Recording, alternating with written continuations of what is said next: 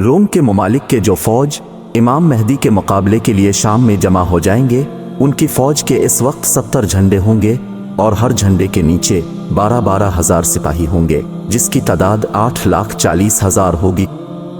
حضرت امام مہدی مکہ مکرمہ سے روانہ ہو کر مدینہ منورہ پہنچیں گے اور نبی کریم صلی اللہ علیہ وسلم کے روضہ کی زیارت سے مشرف ہو کر شام کی جانب روانہ ہوں گے۔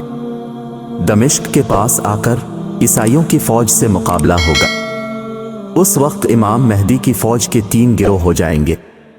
ایک گروہ عیسائیوں کے خوف سے بھاگ جائے گا، اللہ تعالیٰ ان کی توبہ ہرگز قبول نہ فرمائے گا۔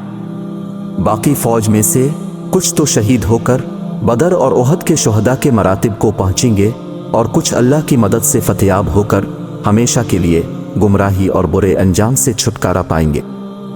حضرت امام مہدی دوسرے روز پھر عیسائیوں کے مقابلے کے لیے نکلیں گے۔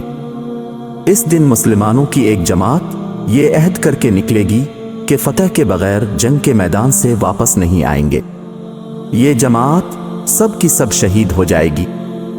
حضرت امام مہدی باقی ماندہ قلیل جماعت کے ساتھ لشکر میں واپس آئیں گے۔ دوسرے دن پھر ایک بڑی جماعت یہ عہد کرے گی کہ فتح کے بغیر جنگ کے میدان سے واپس نہیں آئیں گے۔ یہ جماعت حضرت امام مہدی کے ہمراہ بڑی بہادری کے ساتھ جنگ کریں گے اور آخر میں یہ بھی جام شہادت نوش کریں گے۔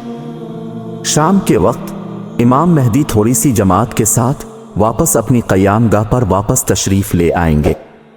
چوتھے روز حضرت امام مہدی رصدگاہ کی محافظ جماعت کو لے کر دشمن سے نبرد آزما ہوں گے۔ یہ جماعت تعداد میں بہت کم ہوگی، مگر اللہ تعالیٰ ان کو فتح مبین عطا فرمائیں گے۔ عیسائی اس قدر مارے جائیں گے کہ باقیوں کے دماغ سے حکومت کی بو نکل جائے گی اور بے سر و سامان ہو کر نہایت ذلت و رسوائی کے ساتھ بھاگ جائیں گے۔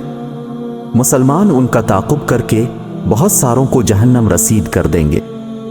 اس کے بعد امام مہدی بے انتہا انعام و اکرام اس میدان کے جانبازوں پر تقسیم فرمائیں گے، مگر اس مال سے کسی کو خوشی حاصل نہ ہوگی، کیونکہ اس جنگ کی بدولت بہت سے خاندان و قبیلے ایسے ہوں گے جس میں فیصد صرف ایک آدمی ہی بچا ہوگا۔